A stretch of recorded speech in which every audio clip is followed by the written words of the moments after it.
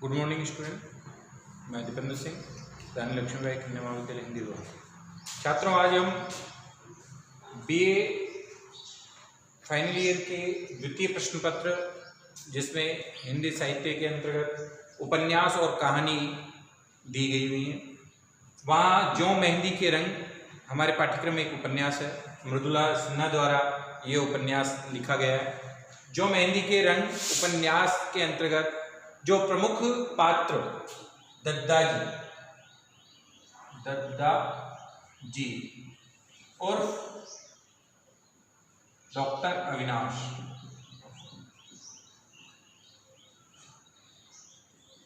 की चारित्रिक विशेषताओं से आने वाले प्रश्न की बात करेंगे इस क्लास में छात्रों। दद्दा जी जो कि जो मेहंदी के रंग उपन्यास डॉक्टर मृदुला सिन्हा के प्रमुख नायक पात्र हैं। आज हम उनके ऊपर जो चारित्रिक विशेषताओं का जो प्रश्न आता है उस पर चर्चा करेंगे छात्रों। हम बात करें तो आप की चारित्रिक विशेषताओं की जब बात करेंगे तो पहला बिंदु आपका आएगा केंद्रीय पात्र। केंद्रीय पात्र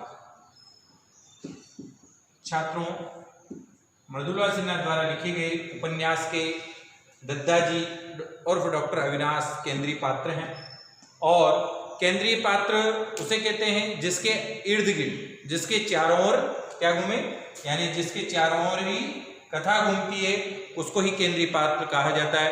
उपन्यासकार का उद्देश्य भी होता है कि उसी के माध्यम से न्याय को वो अपने उपन्यास के माध्यम से व्यक्त करता है, और वर्णित सभी समस्याओं का जुड़ाव भी उस केंद्रीय पात्र के इर्द गिर्द ही रहता है। अन्य पात्र भी उसके इर्द गिर्द ही अपना व्यवहार करते हैं। ऐसे पात्र को केंद्रीय पात्र या केंद्रीय चरित्र भी कहते हैं। और ऐसा चरित्र डॉक्टर मृदुला सिन्हा द्वारा दद्दा जी के व्यक्तित्व के माध्यम से उनके अंतर्गत उपन्यासकार के द्वारा स्वयं समाहित किया गया है। यानी जो मेहंदी के रंग उपन्यास है उसकी संपूर्ण कथा जो केंद्रीय पात्र दद्दा जी हैं उनके इर्द गिर्द ही घूमती है, और उन्हीं के द्वारा उस उपन्यास का जो उद्देश्य है उस उद्देश्य की पूर्ति भी केंद्रीय पात्र दद्दा जी के द्वारा ही पूरित करवाई जाती है।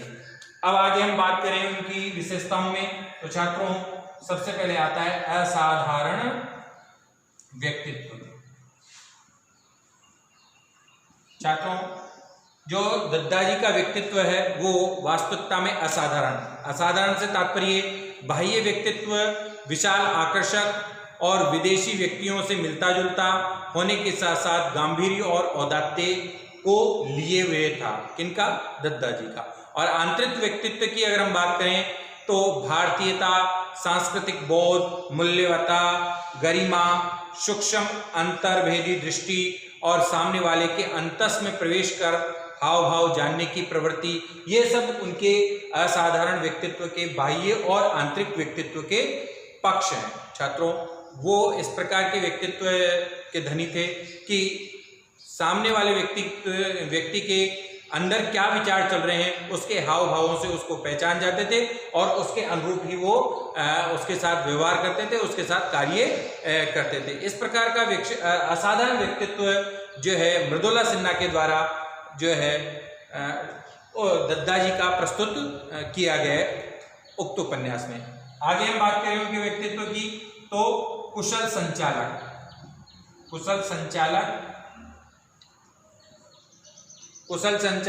और दृढ़ संकल्पी भी हम उनको कह सकते हैं। छात्रों उनका संचालन है और संकल्प वो उनके व्यक्तित्व से दृढ़ता का प्रतीक। अब हम उपन्यास के अंदर बात करें तो विदेश में जब वो अपाहिज हो जाते हैं और अस्पताल में पड़े हुए उनके मन में भाव आता है कि मुझे अपनी स्वदेश की धरती पर लौटना चाहिए और मुझे उनके लिए कार्य ये करना चाहिए जो अपाहिज, अंगविहीन है, और अंगविहीन हो जाने के बाद अपने आप को असक्षम मानते हैं, उनको वापस उनके उस अंग को देकर सक्षम बनाने का कार्य मेरे द्वारा किया जाना चाहिए। इस प्रकार का संकल्प लेकर वो भारत आते हैं और अपनी एक संस्था का गठन करके और अपाहिजों को अंग बनाने का कार्य वो प्रारंभ करते हैं, और अपने कुशल संचालन आदि और दृढ़ संकल्प निश्चय के आधार पर उनको अंतर्राष्ट्रीय पुरस्कार के लिए भी छात्रों चुना जाता है, जैसा कि हम उपन्यास को पढ़ते हैं उसमें पता चलता है। तो ये सब विशेषताएं हमें उनके उपन्यास के अंतर्गत वर्णित कार्यों से प्रतीत होती है छात्रों। आगे हम बात करें तो उनका अगले विशेषता हम पा सकते हैं अनुशासन प्रिय। उनको क्या है, अनुशासन प्रिय है और समय के पंक्चुअल या समय के पाबंद। छात्रों जब उपन्यास आपने पढ़ा होगा तो आपने देखा होगा कि कई बार जो है दद्दा जी के द्वारा अनुशासन और समय युक्त दिनचर्या का पालन किया गया। वो खुद भी अनुशासित रहते थे और संस्था के जितने भी सदस्य, रोगी, जो भी उपचारक, कर्मचारी जितने भी उसमें थे, उन सबको भी वो अनुशासित ही देखना चाहते थे। और समय की भी पंक्चुअलिटी, वो उनकी एक व्यवस्थित दिनचर्या होती थी जिसके अंतर्गत वो प्रातःकालीन प्रार्थना सभा, उसके बाद नाश्ता, दिन में भोजन, सायंकालीन भोजन, उनका एक निश्चित समय होता था और निश्चित समय पर आपने देखा होगा कि वहाँ पर घंटी बजाई जाती थी और हर गतिविधि का उन्होंने एक समय निर्धारित कर रखा था। हर व्यक्ति अनुशासित रहे, सबको बता रखा था। आपस में वो वहाँ पर जो रोगियों के सहयोग के लिए जो महिला कर्मी होती थी उनको उनके नाम के साथ बहन शब्द का प्रयोग करवाया उन्होंने, और जो पुरुष कर्मी होते थे उनके साथ, उनके नाम के साथ भैया शब्द का प्रयोग करवाया। तो ये कुछ बातें उनकी अनुशासन प्रियता और समय पाबंद की स्थिति को क्या करती है, प्रदर्शित करती है छात्रों। तो ये आगे हम बात करते हैं उनके व्यक्तित्व के बारे में। तो धैर्य और सहनशील। देखिए, जिसमें अपार धैर्य होता है और उसमें ही सहनशीलता आती है, और सहनशीलता संतोष की जननी होती है। और जहाँ संतोष हो जाता है छात्रों, वहाँ हर समस्या का निदान हो जाता है, हर समस्या दूर हो जाती है। धैर्य की बात करें और सहनशीलता की बात करें तो कई रोगी इस प्रकार के वो लेकर आते थे जो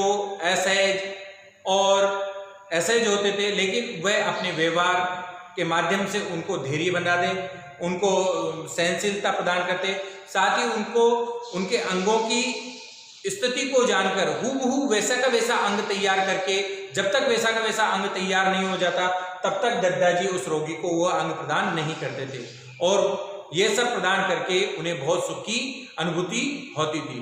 तो ऐसे कई उदाहरण हैं। उसके अलावा कई बार उनके जो मित्र शर्मा जी हैं, उनका वृत्तांत आपने उपन्यास में सुना होगा। वो उनको संस्था के रजिस्टर करवाने और अनुदान, सरकार से अनुदान प्राप्त करने के लिए हमेशा उनको जो है प्रेरित करते रहते थे, बार बार कहते थे, लेकिन हमेशा वो उनकी बात का उत्तर हंसकर दे देते थे छात्रों। और उससे क्या पता चलता है, उनकी धैर्य और सहनशीलता की प्रवृत्ति का के बारे में भी जानकारी होती है। आगे हम बात करें उनकी विशेषताओं में तो सहृदय